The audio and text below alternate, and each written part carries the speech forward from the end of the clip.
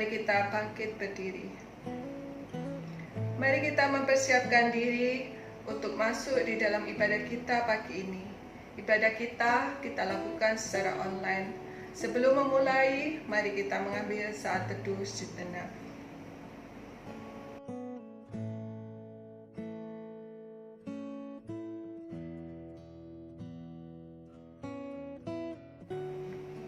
Ibadah kita pada hari ini dimulai dalam nama Allah Bapa, Putra, dan Roh Kudus.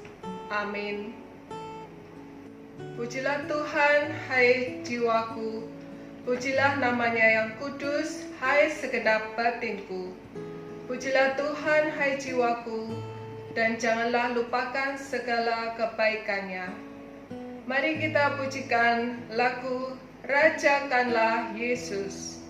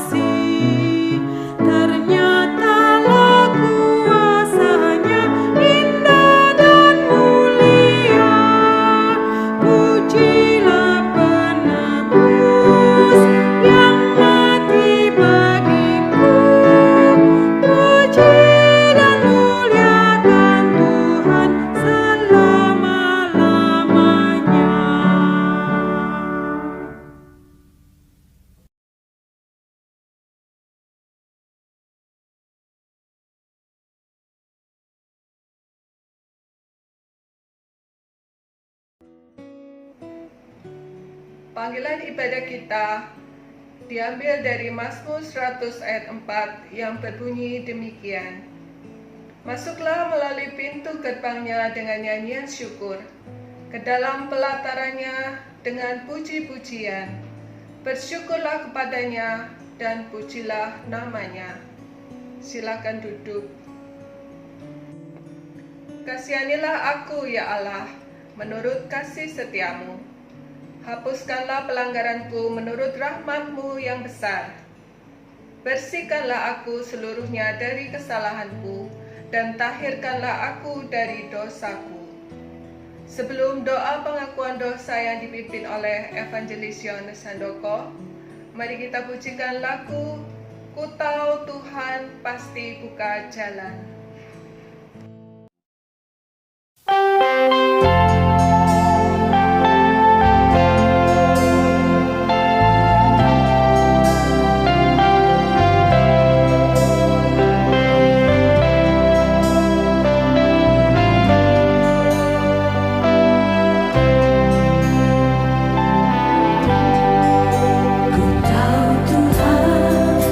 Pasti buka jalan.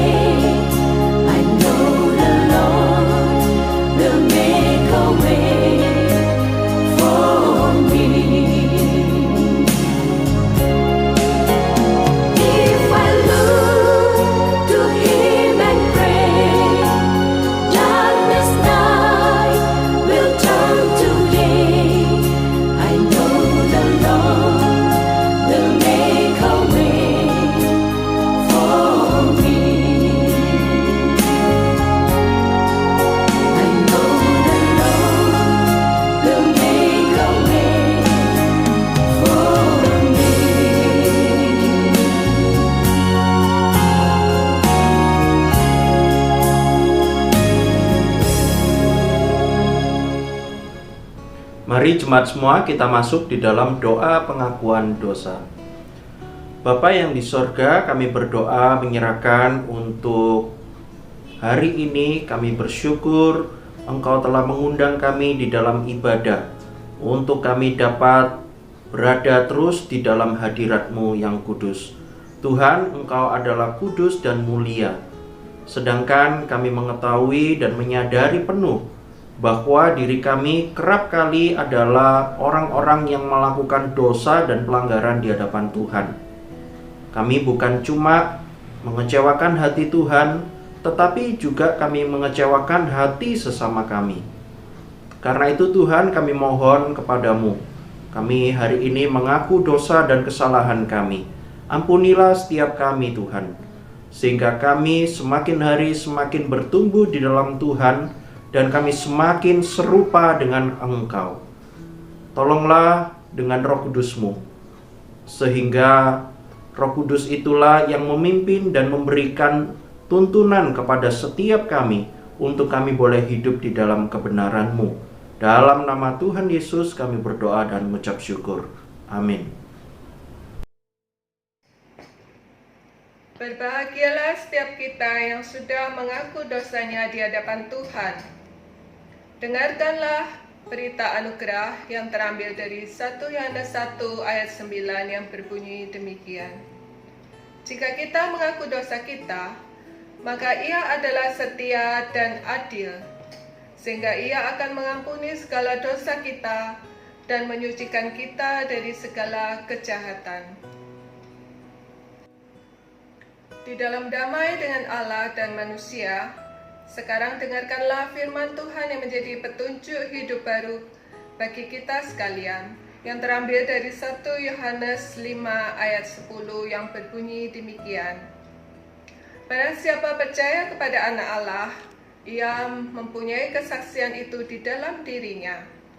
Barang siapa tidak percaya kepada Allah, ia menjadikan dia menjadi pendusta, karena ia tidak percaya akan kesaksian yang diberikan Allah kepada Anaknya. Bapak, Ibu, dan saudara-saudari yang dikasihi Tuhan, mari kita berdiri. Bersama-sama dengan orang percaya di segala tempat dan abad, mari kita ikrarkan pengakuan iman kita seturut dengan pengakuan iman rasuli yang berbunyi demikian. Pengakuan iman rasuli. Aku percaya kepada Allah, Bapa yang Maha Kuasa, Khalik langit dan bumi, dan kepada Yesus Kristus, Anak yang tunggal Tuhan kita, yang dikandung dari Roh Kudus, lahir dari anak darah Maria, yang menderita sengsara di bawah pemerintahan Pontius Pilatus, disalibkan, mati dan kuburkan, turun ke dalam kerajaan maut. Pada hari yang ketiga, bangkit pula dari antara orang mati, naik ke surga, duduk di sebelah kanan Allah, Bapa yang Maha Kuasa, dan dari sana ia akan datang untuk menghakimi orang yang hidup dan yang mati. Aku percaya kepada Roh Kudus, gereja yang kudus dan am, persekutuan orang kudus, pengampunan dosa, kebangkitan tubuh, dan hidup yang kekal. Amin. Dan inilah kesaksian itu. Allah telah mengaruniakan hidup yang kekal kepada kita, dan hidup itu ada di dalam Anaknya. Barang siapa memiliki anak, ia memiliki hidup. Barang siapa tidak memiliki anak, ia tidak memiliki hidup. Sebelum kita mendengarkan firman Tuhan yang disampaikan oleh Evangelis Yohanes Handoko, mari kita nyanyikan pujian "Kita Harus Membawa Berita".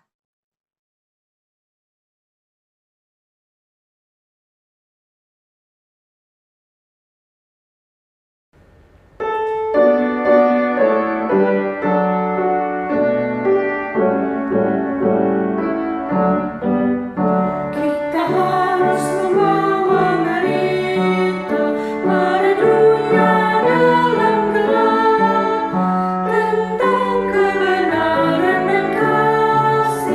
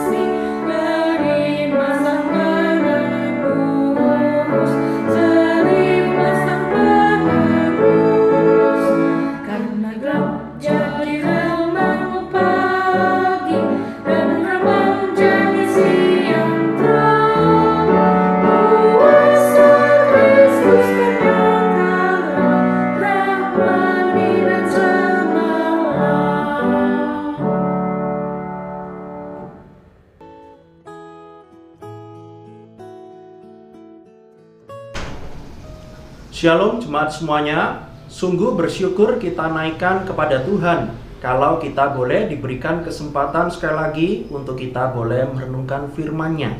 Terlebih dahulu saya mengajak setiap kita masuk di dalam doa. Tuhan, kami bersyukur menyerahkan untuk waktu ini. Kami akan bersama-sama merenungkan firman-Mu. Kiranya kebenaran firman-Mu ini dapat kami terima dengan hati yang penuh sukacita, dan kami mau terus dibenarkan, diubahkan melalui kebenaran firman-Mu ini. Tolonglah kami dengan Roh Kudus-Mu di dalam setiap kelemahan dan keterbatasan kami. Baik saya yang menyampaikan di dalam kelemahan, maupun juga setiap jemaat-jemaat yang mendengarkan di dalam keterbatasan masing-masing. Biarlah itu semua tidak menghalangi kami untuk kami boleh menerima kebenaran ini serta melakukan dalam kehidupan kami. Terima kasih Tuhan, dalam nama Tuhan Yesus kami berdoa. Amin. Hari ini kita akan merenungkan satu tema yang saya berikan judul, yaitu kesaksian yang menghidupkan. Kesaksian yang menghidupkan. Kita melihat 1 Yohanes pasal 5 ayat 6 sampai 12. 1 Yohanes pasal 5 ayat 6 sampai 12. Kalau sudah menemukan, saya akan membacakan bagi kita semuanya. Inilah dia yang telah datang dengan air dan darah, yaitu Yesus Kristus. Bukan saja dengan air, tetapi dengan air dan dengan darah. Karena Rohlah yang memberi kesaksian, karena Roh adalah kebenaran. Sebab ada 3 yang memberi kesaksian di dalam sorga, Bapa, Firman, dan Roh Kudus, dan ketiganya adalah satu. Dan ada 3 yang memberi kesaksian di bumi, Roh dan air dan darah, dan ketiganya adalah satu. Kita menerima kesaksian manusia, tetapi kesaksian Allah lebih kuat. Sebab demikianlah kesaksian yang diberikan Allah tentang anaknya. Barang siapa percaya kepada anak Allah, ia mempunyai kesaksian itu di dalam dirinya. Barang siapa tidak percaya kepada Allah, ia membuat dia menjadi pendusta, karena ia tidak percaya akan kesaksian yang diberikan Allah tentang anaknya. Dan inilah kesaksian itu: Allah telah mengaruniakan hidup yang kekal kepada kita, dan hidup itu ada di dalam anaknya. Barang siapa memiliki anak, ia memiliki hidup. Barang siapa tidak memiliki anak, ia tidak memiliki hidup. Suatu kali ada seorang papa dan mama yang mempunyai satu orang anak berusia 7 tahun. Di dalam situasi pandemi ini, seperti biasanya mereka berpikir bahwa untuk sekolah itu mereka merasa kurang cukup anak ini untuk dapat berkembang dan mempunyai skill lain di luar sekolahnya. Karena itu, papa dan mama dari anak ini memutuskan untuk mengikutkan anak ini untuk kursus atau les, dengan harapan supaya anaknya ini dapat mempunyai aktivitas dan juga skill yang lain. Pada satu sore, papa dan mama ini ada kerjaan yang begitu penting dan tidak dapat ditinggal. Sehingga mereka memutuskan untuk menyuruh sopir dan pembantunya mengantarkan anak ini untuk sampai ke tempat lesnya. Satu kali mereka mengantarkan, dan 10 menit kemudian ada telepon yang berdering di HP mama dari si anak ini. Mama tersebut lihat di dalam HP-nya ada tulisan sopir. Wah, si sopir yang menelepon, ada apa ini? Lalu mama itu mengangkat HP-nya, lalu dari seberang sana ada suara dari sopir itu yang begitu keras dan begitu paniknya. Karena sopir itu bilang bahwa mereka sedang mengalami kecelakaan. Sopir itu begitu bingung. Nyonya, tolong kami kecelakaan nyonya, tolong. Mama itu langsung kaget karena apa yang dikatakan oleh sopir ini. Tenang Pak, tenang, ceritakan apa yang terjadi. Kalian tidak apa-apa kan? Tolong kami kecelakaan. Jadi kata-kata itu yang terus-menerus diulang dan makin membuat panik mama yang ada di rumah tersebut. Lalu satu kali sopir itu juga menambahkan, nyonya tolong, anaknya nyonya nangis, kakinya penuh dengan darah nyonya, tolong. Mobilnya juga rusak, ringsek, ndak karuan, tolong. Begitu paniknya mama ini sehingga bilang, Pak, kamu sekarang di mana? Sopir itu tidak menjawab karena sopir itu hanya teriak-teriak minta tolong dan melaporkan karena mereka sudah mengalami kecelakaan. Beberapa saat kemudian suara dari telepon itu sekarang berubah. Sekarang pembantunya yang berbicara dengan nyonya tersebut. Pembantu itu dengan tenang, nyonya, tenang ya, kami memang mengalami kecelakaan. Tapi tidak apa-apa, kami bertiga baik-baik saja.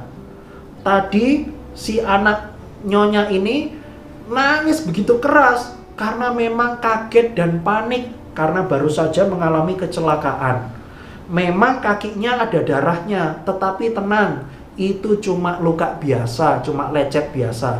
Sekarang kami tidak apa-apa, kami akan dibawa oleh beberapa warga sekitar untuk sampai di sebuah rumah sakit. Nanti Tuan dan Nyonya jemput kami ya di rumah sakit tersebut. Kalau kita melihat antara apa yang dikatakan oleh si sopir dan si pembantu tersebut, kira-kira mana kesaksian dari mereka berdua yang memberikan pengharapan dan juga memberikan penghiburan bagi mama yang ada di rumah tersebut. Nah, saudara sekalian, tentu kita dapat menilai bahwa pembantu itulah yang mengatakan dengan tenang, yang memberikan kesaksian yang menguatkan dan menghiburkan.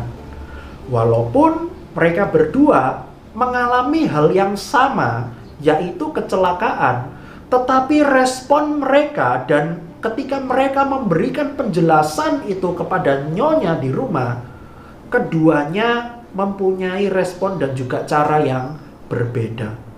Kalau kita melihat saudara sekalian, apa yang dilakukan dan disampaikan oleh manusia dapat memberikan sebuah ketenangan dan penghiburan bagi orang yang lain, apalagi kalau yang menyampaikan itu dan memberi kesaksian itu adalah Tuhan sendiri kepada umatnya. Dan memang itulah yang disampaikan di dalam ayat 6 sampai ayat 12 yang baru saja kita baca ini. Di dalam ayat 6 sampai ayat 12, fokusnya itu adalah bagaimana Tuhan memberikan kesaksian kepada umatnya. Mengapa hal ini sangat penting? Karena kalau kita melihat yang pertama, kata kesaksian muncul berkali-kali di dalam ayat 6 sampai ayat 12. Mengapa muncul berkali-kali? Karena memang hal ini sangat penting.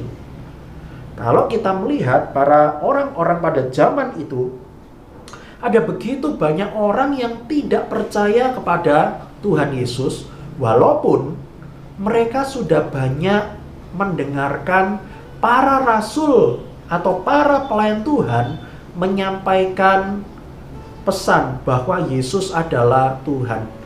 Ada begitu banyak kesaksian dari para rasul yang sudah mereka dengar, tapi mereka menganggap itu belum cukup. Karena kami masih belum percaya kepada Tuhan, walaupun kamu mengatakan begitu banyak hal mengenai Tuhan Yesus.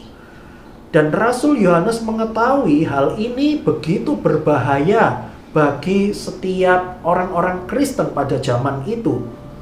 Karena itulah ayat 6 sampai ayat 12 dituliskan oleh Rasul Yohanes sebagai respon untuk memberikan kekuatan bagi mereka, khususnya di dalam merespon ayat 1 sampai ayat yang kelima.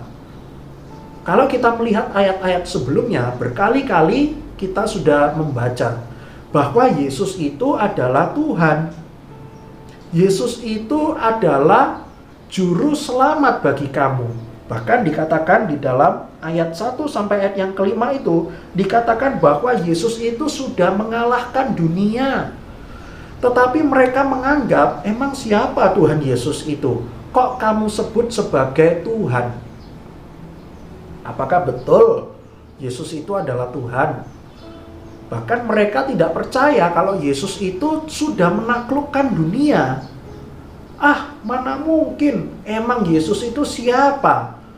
Raja bukan, pemimpin bukan.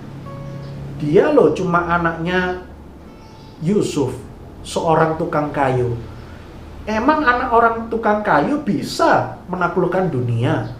Jadi saudara, begitu banyak orang-orang yang masih belum percaya bahwa Yesus adalah Tuhan. Mereka tidak peduli dengan kesaksian yang sudah disampaikan oleh para rasul. Karena itu di dalam ayat 6 sampai ayat 12 ini, kata kesaksian begitu penting. Karena kali ini yang memberikan kesaksian yaitu Allah sendiri. Kalau kita melihat di dalam ayat 7 dan ayat 8, di situ dikatakan sebab ada 3 yang memberi kesaksian, Bapa, Firman, dan Roh Kudus. Dan ketiganya adalah satu. Bayangkan saudara, sekarang yang memberikan kesaksian bagi mereka yaitu Bapa, Firman, dan Roh Kudus. Kurang apa lagi ketika mereka sudah mendapatkan kesaksian itu dari Allah sendiri, dari Bapa, Firman, dan Roh. Dan dikatakan di situ ketiganya adalah satu. Jadi tidak mungkin ada pertentangan atau perbedaan kesaksian di antara 3 pribadi ini. Tidak mungkin. Semuanya pasti satu karena semuanya adalah satu. Seharusnya ini menjadi sebuah kesaksian yang begitu kuat untuk mereka dapat percaya kepada Tuhan Yesus.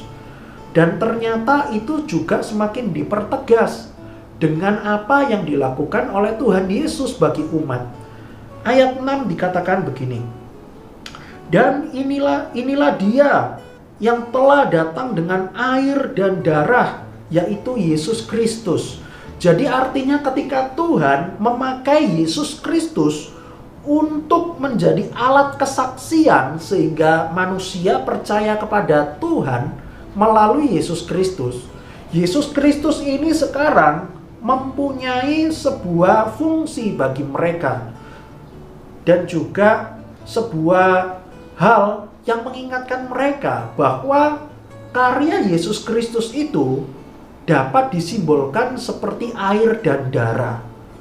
Dia sekarang datang dengan air dan darah. Apa maksudnya air dan darah? Air dan darah menyimbolkan dan memaksudkan apa yang sudah Yesus Kristus kerjakan bagi setiap mereka. Air itu menyimbolkan baptisan. Darah menyimbolkan apa yang sudah Yesus Kristus lakukan di atas kayu salib. Dan memang itulah kesaksian yang seharusnya memperteguh iman mereka supaya mereka dapat percaya kepada Yesus Kristus.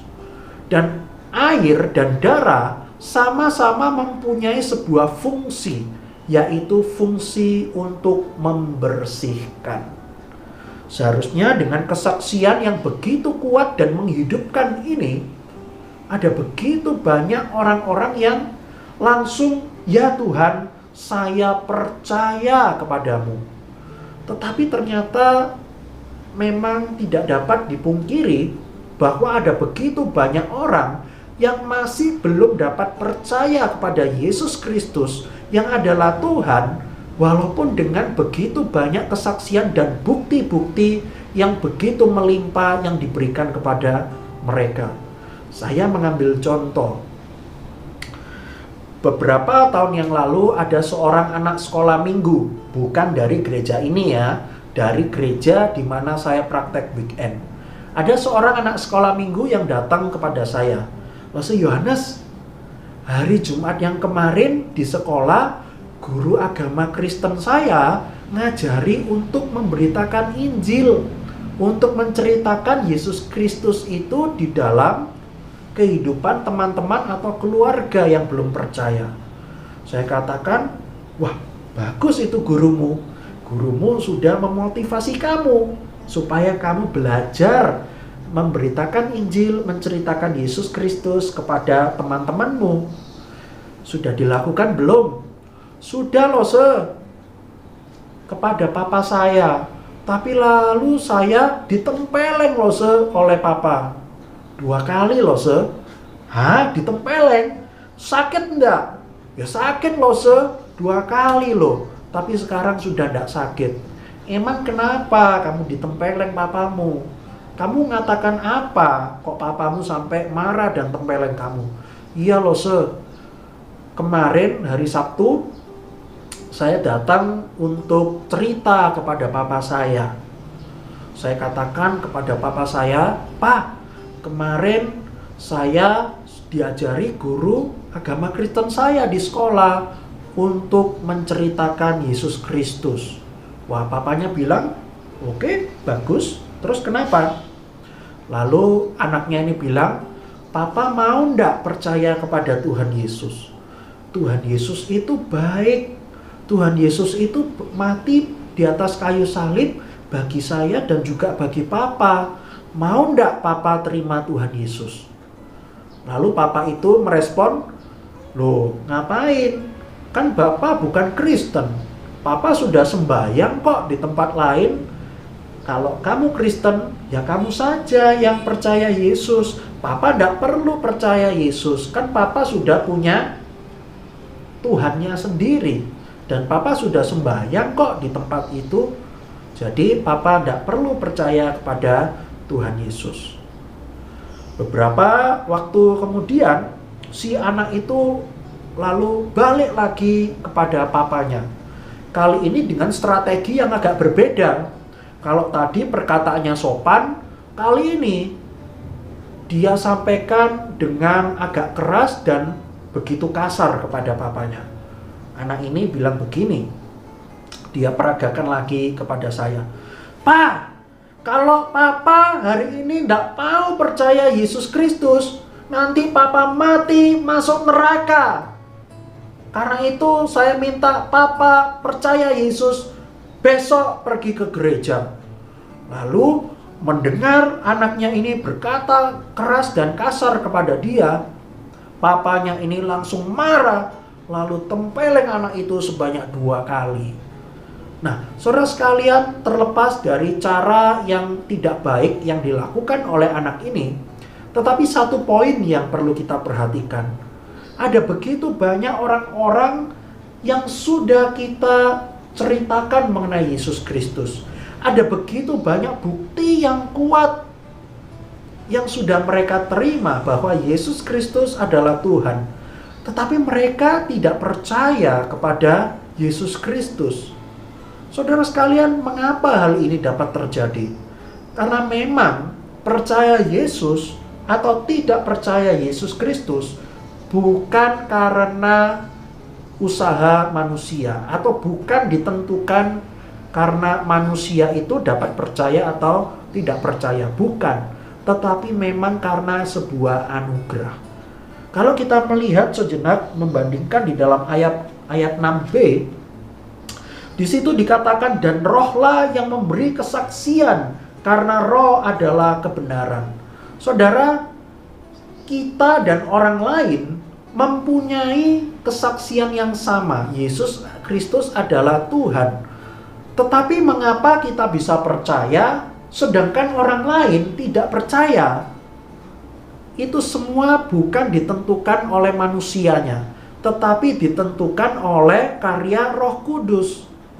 Sebenarnya kalau kita melihat Alkitab berkali-kali dan khususnya Rasul Paulus mengatakan bahwa Orang berdosa itu tidak mungkin dapat mencari dan mendekat kepada Allah. Tidak mungkin. Karena dia berdosa, tidak mungkin dia itu dapat mencari bahkan mendekat kepada Allah. Tidak mungkin. Orang berdosa itu kecenderungannya adalah menjauhi Tuhan. Tidak bakal dia itu dapat percaya kepada Tuhan. Tetapi mengapa kita dapat percaya? Ingatlah, itu adalah sebuah anugerah yang dikerjakan oleh Roh Kudus kepada setiap kita. Ketika Roh Kudus sudah menerangi hati, maka kita dapat percaya. Tetapi kalau seseorang belum diterangi hatinya oleh Roh Kudus, maka tidak mungkin orang tersebut dapat percaya kepada Yesus Kristus yang merupakan kesaksian dari Allah itu sendiri. Saudara, kalau kita melihat sebetulnya apa yang disampaikan oleh Tuhan sendiri merupakan sebuah kesaksian yang kuat. Ada begitu banyak di antara mereka yang mereka itu gagal untuk percaya kepada kesaksian manusia. Tetapi kali ini Tuhan sendiri yang memberikan kesaksian bagi mereka. Apakah kurang kuat? Saudara, saya begitu banyak menemui ada orang-orang yang sudah mau mati. Ada pendeta yang datang untuk memberitakan Injil. Tetapi menjelang kematiannya pun dia tidak mau percaya kepada Tuhan Yesus. Karena memang belum diterangi hatinya oleh Roh Kudus. Bahkan ada begitu banyak orang-orang yang kalah debat. Ada orang-orang dari ajaran lain atau agama lain yang berdebat dengan orang Kristen.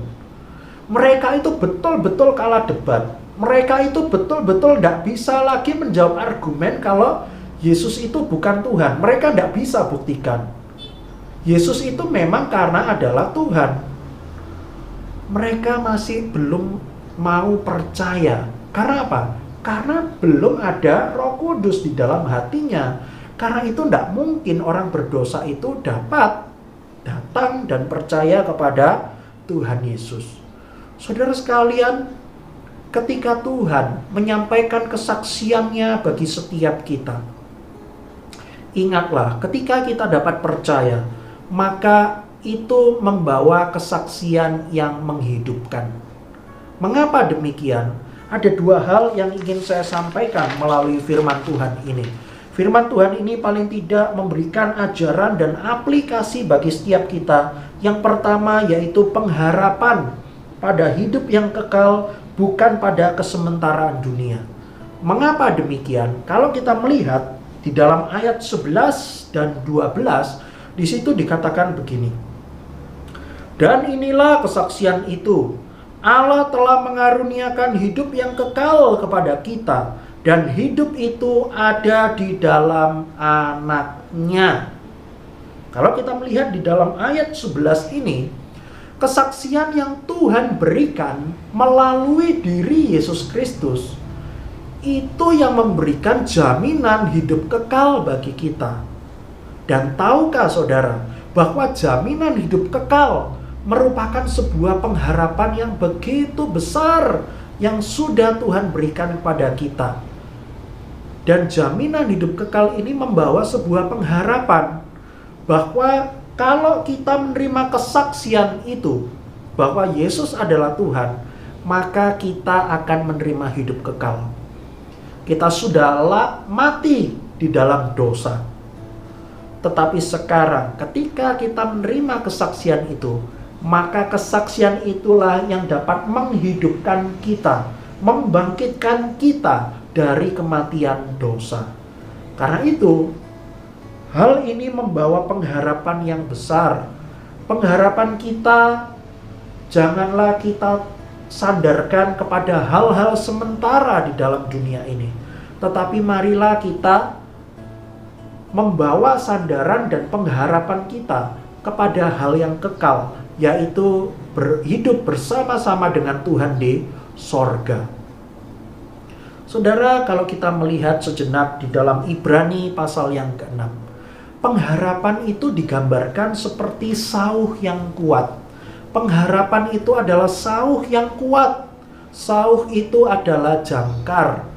Pernahkah kita melihat sebuah kapal yang begitu besar bersandar di sebuah dermaga?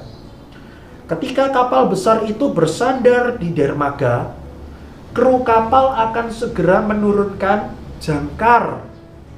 Ketika jangkar itu sampai ke dasar laut, jangkar itu akan menancap dan menjaga kapal tersebut tetap ada di dermaga. Ada angin kencang atau ombak yang besar memang bisa menggoyangkan kapal tersebut. Tetapi angin dan ombak itu tidak akan dapat melepaskan kapal itu jauh dari dermaga. Itulah pengharapan yang Tuhan berikan kepada setiap kita. Melalui pengharapan akan hidup kekal, kesaksian yang memberikan hidup bagi setiap kita. Ini adalah sebuah pengharapan. Kita bisa sedih, kita bisa jatuh, bisa. Tetapi itu semua tidak dapat menjauhkan kita dari Tuhan yang memberikan kehidupan. Satu kali saya membaca sebuah artikel mengenai Perang Dunia Kedua. Satu kali diceritakan ada satu batalion tentara Amerika Serikat yang tersudut oleh tentara Jerman.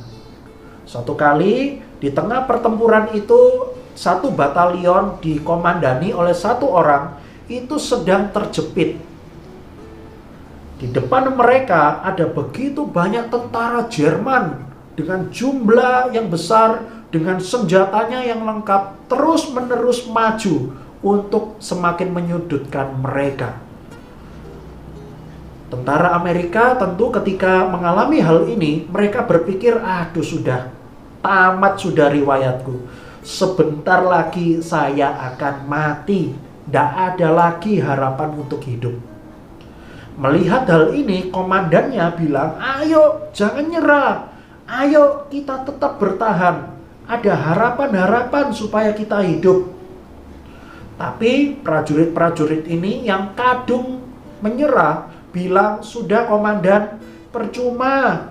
Sebentar lagi kita semua akan mati.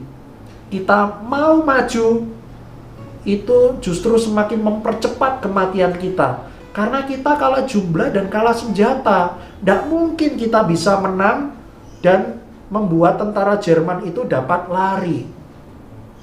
Lalu komandan ini bilang, sudah, yang penting kita terus berjuang. Kalaupun kita mati, kita tetap berjuang. Ngapain kita ini menyerah seperti sekarang ini? Lalu satu kali komandan itu ingat bahwa ada seorang prajurit yang membawa radio. Lalu disuruhlah prajurit tersebut untuk menghubungi markas supaya markas dapat mengirim bantuan. Dicoba berkali-kali radio itu untuk menghubungi markas supaya ada pertolongan yang dikirim. Tetapi beberapa kali itu markas tidak dapat dihubungi. Makin paniklah mereka karena tentara Jerman makin lama makin mendekat. Dan mereka tahu sebentar lagi mereka pasti akan dibantai, semuanya mereka pasti akan mati. Komandan itu tidak menyerah, ayo coba lagi. Itu satu-satunya harapan kita sekarang supaya kita tetap hidup. Ayo coba lagi, jangan nyerah, ayo coba lagi. Prajurit yang bawa radio itu coba lagi. Wah, kali ini berhasil. Lalu dia segera laporkan hal ini kepada markas bahwa mereka sekarang sedang tersudut. Mereka beritahu lokasi mereka dan mereka minta dikirim beberapa pesawat bantuan udara untuk mengusir tentara Jerman yang ada di depan mereka.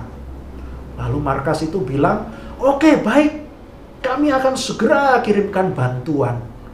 Beberapa waktu kemudian ada beberapa pesawat yang datang dan pesawat itu akhirnya berhasil memundurkan tentara Jerman.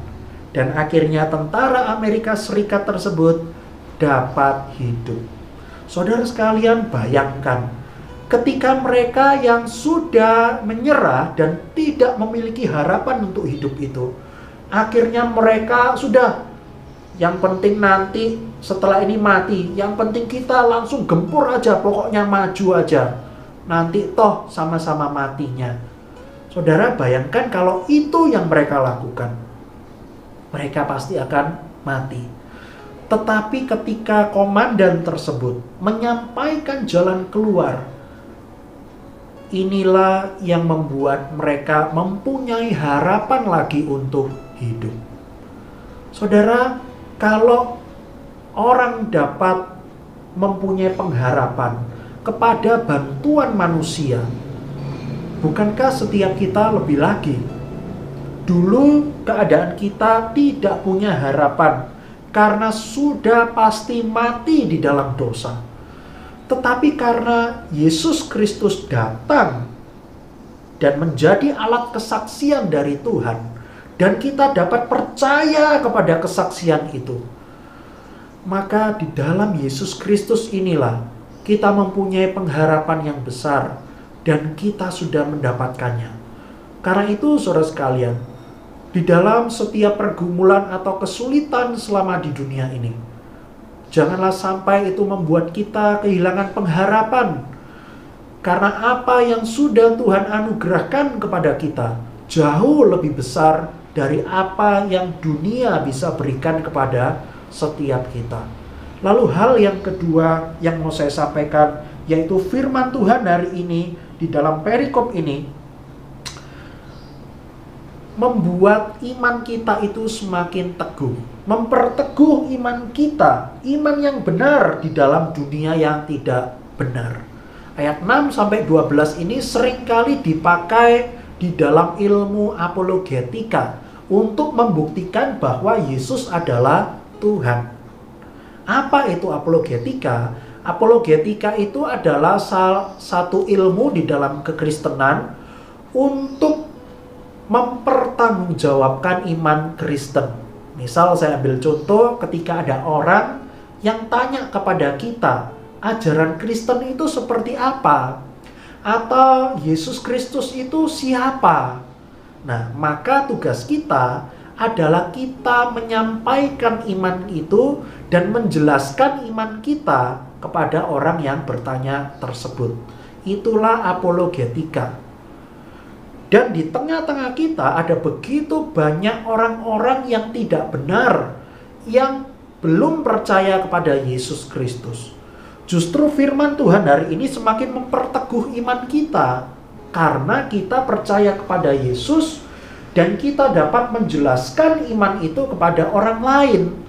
Sehingga ketika pada saat kita menjelaskan, iman kita diperteguh, orang lain juga dapat mengerti mengenai iman kita. Saudara, Roh Kudus selalu memberikan kekuatan bagi kita, memberikan hikmat untuk kita dapat mempertanggungjawabkan iman itu kepada orang lain. Di sekeliling kita mayoritas adalah orang-orang tidak benar. Tetapi ketika kita orang benar, kita dapat memberitakan iman kita itu, membuktikan iman itu kepada orang lain. Justru hal ini semakin memperteguh iman kita. Saudara, firman Tuhan hari ini sangat menolong kita semua. Tuhan sudah memberikan kesaksian yang begitu kuat kepada kita semua. Kita sudah percaya kepada kesaksian itu. Marilah kita sekarang, dua hal tadi yang saya sudah sampaikan. Kita memiliki pengharapan yang kekal karena kita sudah percaya kepada kesaksian yang menghidupkan itu. Lalu yang kedua, ayat-ayat ini semakin memperteguh iman kita dan kita semakin percaya bahwa Yesus Kristus adalah Tuhan yang sudah datang berkarya untuk membersihkan dosa-dosa kita. Dan Dia sendiri yang menjadi penebus kita sehingga kita tidak lagi dihukum.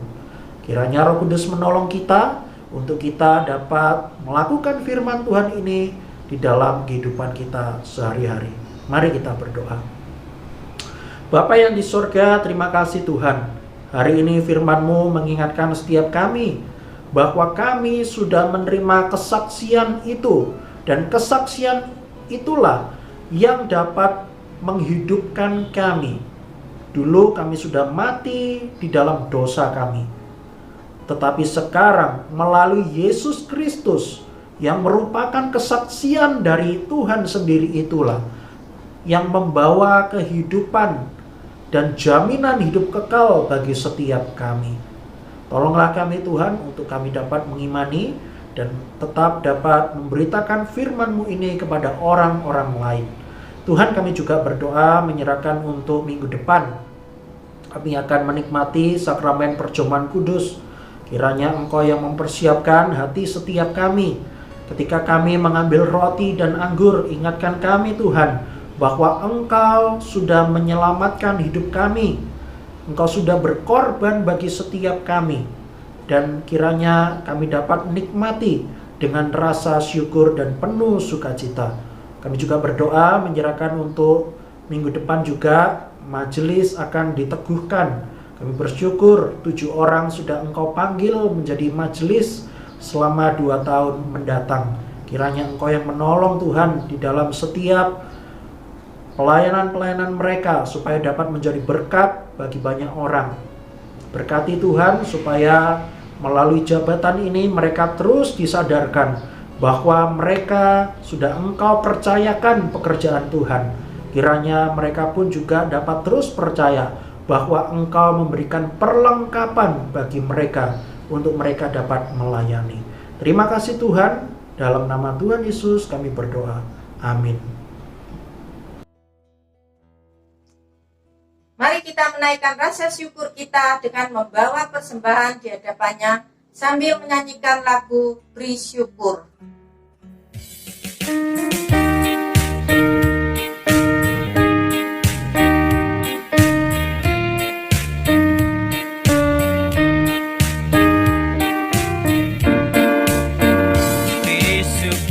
Bersyukur, susah ataupun senang bersyukur.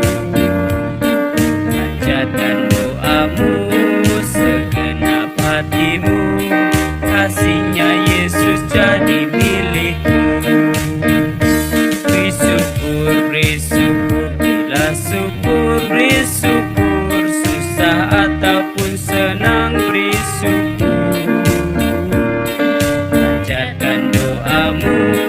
Segenap hatimu, kasihnya Yesus jadi milikmu. Mari kita berdoa. Bapa di surga, kami bersyukur karena Kau telah memelihara kehidupan kami hari lepas hari. Kami juga bersyukur dengan berkat rohani yang sudah kami terima pada pagi hari ini. Berkati hamba-Mu yang sudah menyampaikan firman-Mu. Saat ini kami juga membawa persembahan kami. Kiranya Tuhan berkenan atas persembahan kami, pakai majelis yang mengelolanya, agar bisa mengelola dengan baik sesuai dengan hikmat Tuhan. Terima kasih ya Tuhan, hanya dalam nama Tuhan Yesus kami sudah berdoa dan mengucap syukur. Amin.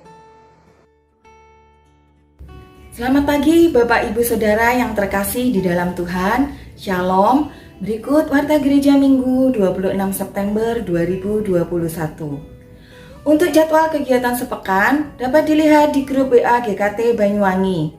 Bagi Bapak Ibu Saudara yang akan memberikan persembahan, dapat dimasukkan langsung di kotak persembahan yang ada di gereja atau dapat ditransfer ke rekening BCA 18033339922 atas nama Sinode Gereja Kristus Tuhan atau dapat menghubungi salah satu majelis. Sakramen Perjamuan Kudus akan dilaksanakan pada tanggal 3 Oktober 2021 pukul 8 WIB. Mohon jemaat dapat mempersiapkan diri.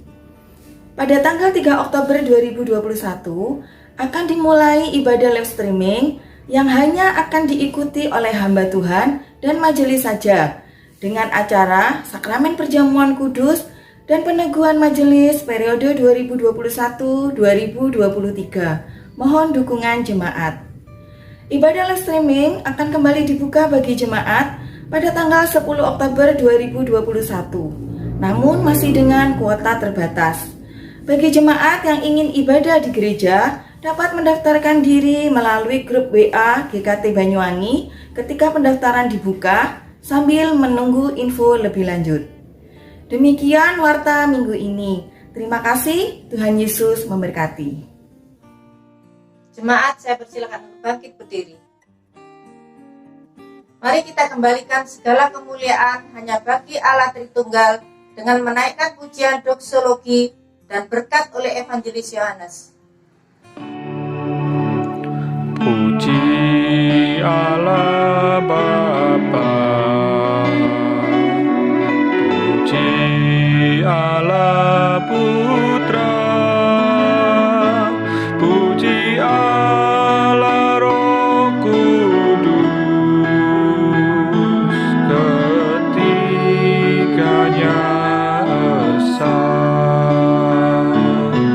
Allah sumber berkat dan sumber kurnia, kami mohon berkat-Mu dalam karya di dunia. Amin.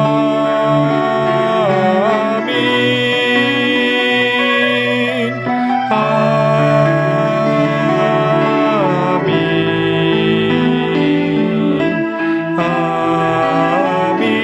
Amin. Amin. Amin.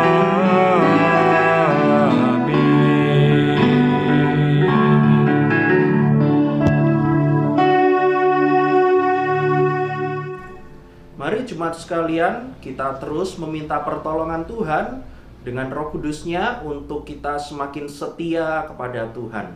Sekarang mari kita mengarahkan hati dan pikiran kita kepada Tuhan dan kita menerima berkat-Nya. Kiranya kasih karunia dari Allah Bapa, keselamatan di dalam Yesus Kristus, penghiburan dan kekuatan dari Roh Kudus menyertai setiap kita dari sekarang sampai Kristus datang kembali. Amin.